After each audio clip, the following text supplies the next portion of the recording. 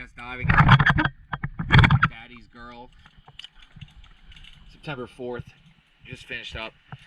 Keep in mind it sits in the mud, so it's going to get that dust on it pretty quickly. There is a little damage to starboard side, one of the blades.